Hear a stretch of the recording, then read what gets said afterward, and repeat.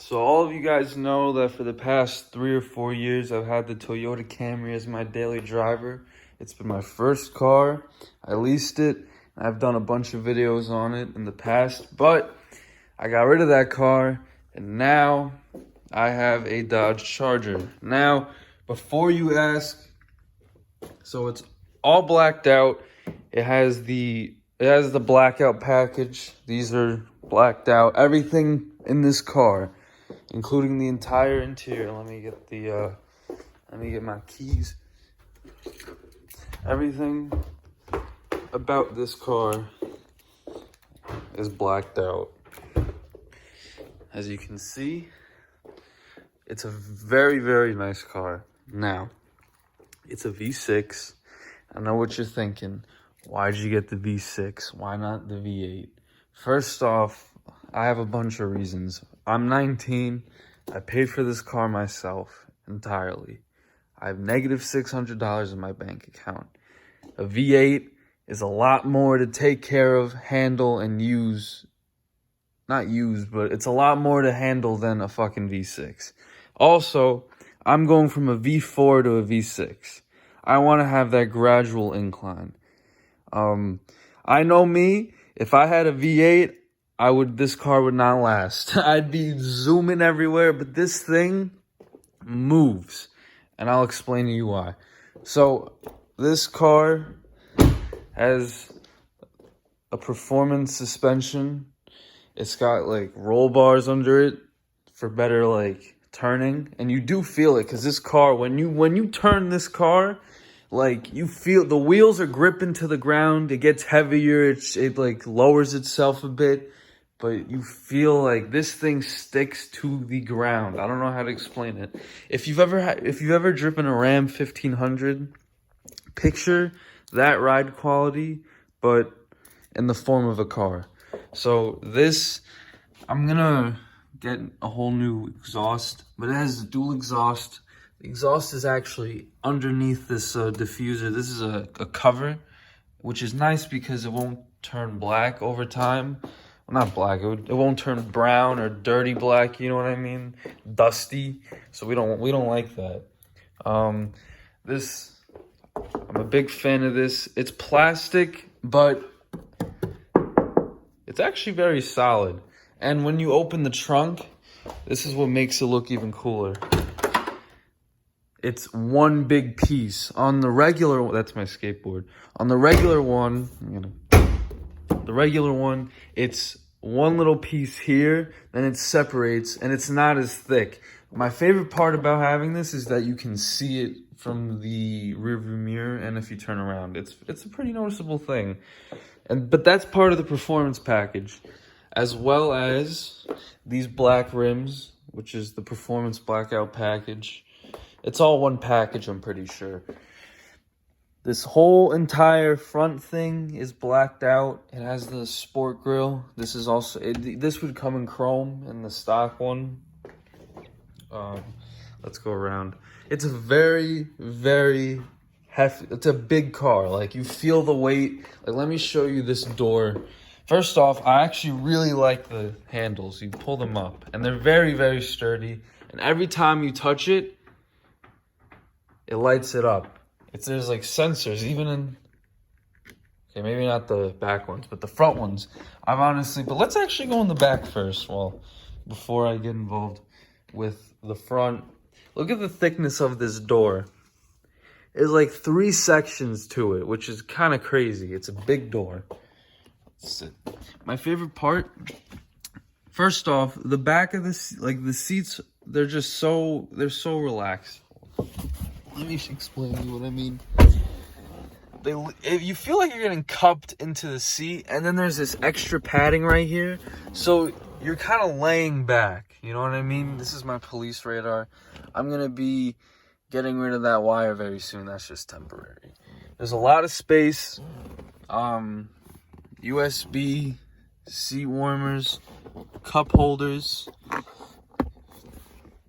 a tray. Leather. There's some space in here. You know, I could put some shit in there. Very sturdy door. Like, you feel very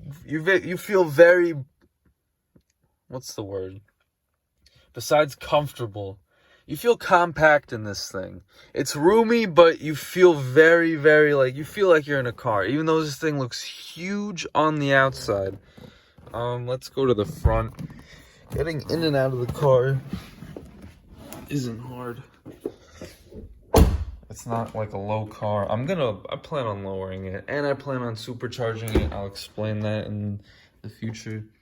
So, first off, both of these seats are they're leather. Obviously, everything's leather, but they have the automatic seat mover, and it has the memorizer shit, which is dope. I love it.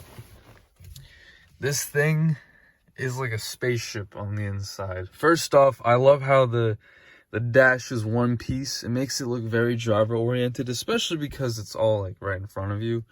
The steering wheel, very sturdy. It's like the perfect, it just feels so comfortable. These shifters, these are extenders. Let me show you what I mean.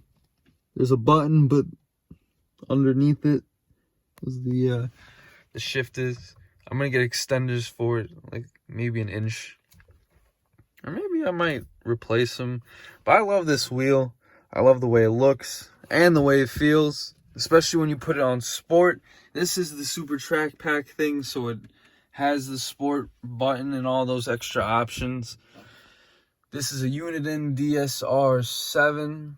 I'm going to be getting rid of this very annoying wire. That's an easy pass. I love the shifter. It's very solid. It's comfortable. And, you know, it's not rough. I just got the car, but it's usually some shifters feel a little rough. But this one feels very, very smooth and sturdy. When you get this car, expect stability. This thing feels like it's one big piece. It's so stable. It's so smooth. It's comfortable. My favorite part about this car is that when I have it in comfort, it drives like a normal car. Like, I don't need to... there's so much power already for a V6. And for the fact that this thing's also 4,000 pounds. It's 4,300 pounds. But when I put in sport, you hear the engine get louder. There's like a flag that represents the racetrack flag. And it says sport suspension off. You feel this, you can change the settings, but you feel everything gets stiffer. You feel your pedals getting stiffer. Your brakes get more sensitive. Your engine gets louder. It just floors. Like, I hit 1/8 of a mile in like 16 seconds with 2 other people in the car. That's 400 extra pounds of weight right there. And that's stock. Like this, I haven't done a single thing to it yet, but I plan on doing not many, because I love the way it looks. But I'll explain in the future what I plan on doing. So that's the interior. Let's turn this car on. So let's turn this baby on. My favorite part, well, I had a Toyota Camry. The dials were white. I love the red. The red's a good touch. The start button's right here. Everything, both dials take a good gander around. They want to touch the top. So first off, you have your light switches here, and it tells you, as you can see, they got brighter once I turned the lights off, but you can adjust the brightness with this dial, and this can also turn on the interior lights. The first day I had it, I didn't know it did that, so I kind of had the interior lights rolling for a while. But wasn't necessary. I figured it out later on. I had to email the dude from Dodge. This right here, this is for like all the interior lights, like the little lights under here and under the door and the cup holders and all that jazz. So let's get into the interior. You know, cruise control, it works beautifully and it's smooth, but it's not the type where you could leave your hand off the wheel. I don't have all the sensors and shit. That's extra money. That was like $2,000 extra. And I already got like some other packages, so I didn't feel like that was necessary. I like driving. I don't need no cruise control. This, pick up some calls. This is for like Siri or Alexa or whatever the hell. This is to hang up the phone. This controls this entire. I love this screen, by the way. So first off, this is the screen setup. You can just adjust what you see around the. You can change the mileage, average, current, trip, like how many miles you got. I like keeping the range, like how much it estimates I have left in the tank. Upper right, I like having the temperature. I like seeing what's popping outside. Current gear, you can change it so it just says the actual like gear you're on, or you don't even need to have anything there, but I like having everything there. So that is pretty much self-explanatory. The next one, that's like if you need to go to, if you need an oil change or maintenance, it has sensors in it. It's going to tell you, and everything shows up right there. Audio, it's what you're listening to. Trip info, that's, how long the car, how I've driven this car. It's been on for 32 hours total. That's pretty good. 700 miles. This is the fuel economy, pretty self-explanatory.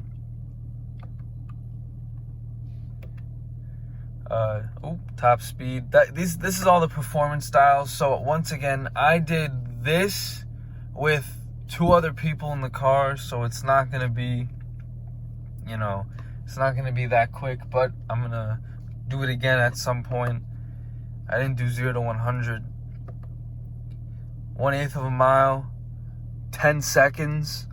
I did that with 2 other people in the car. I didn't realize it was counting. Like, I think sometimes while you're driving, it'll randomly start counting, but I'm not sure. I'm happy I got these numbers because some of these are good. 16.8 for 1/4 of a mile.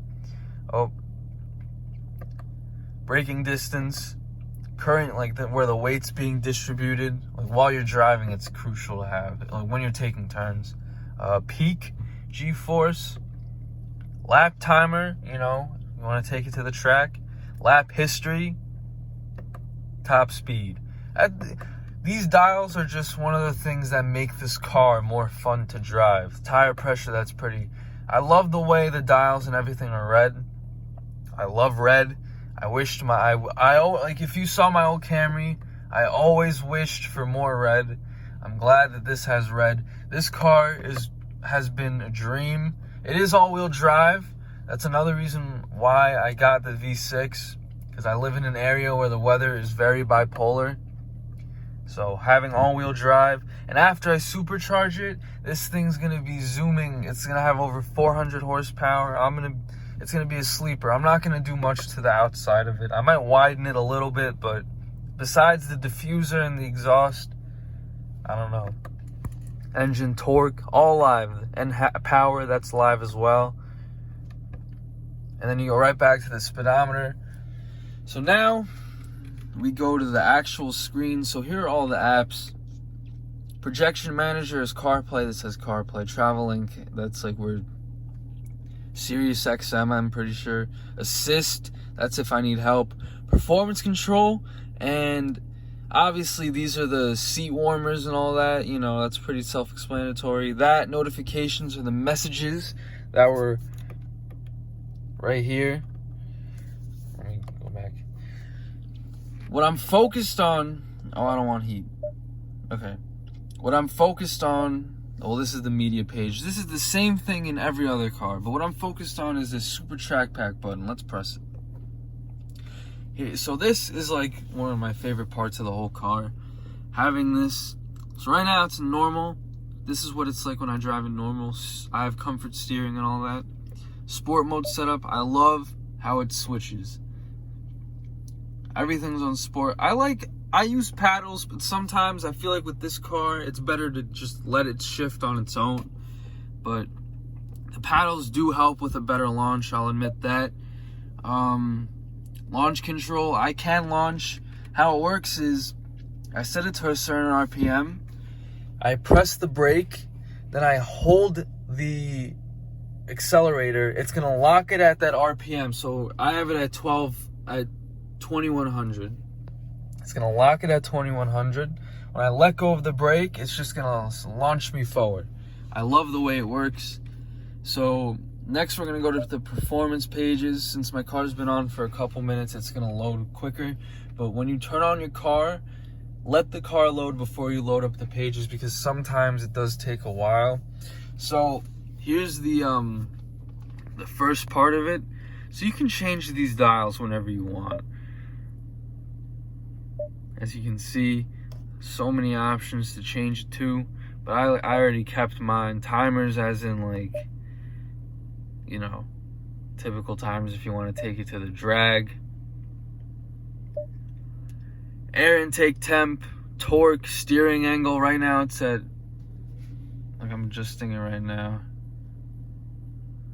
10, 0, 5. Well, that's because it's at an angle. Timers, this is for the drag, accelerating, gauges. You can, once again, you can adjust all of these. Coolant temp, oil pressure, G-force, where the weight is going right now, it's pretty even. Engine, horsepower, torque, it says it on the side, it says it on this little dial. I love the way it looks. And dyno, you can dyno your own car. Notice how it goes up to 500, because you are capable of putting this thing above 300 horsepower. These buttons are solid. They work beautifully. There's lights around these cup holders all around, even in the back. USBs in the back. This thing's cool. More aux abilities and shit. This car is absolutely beautiful. This is like a little thing that I really love.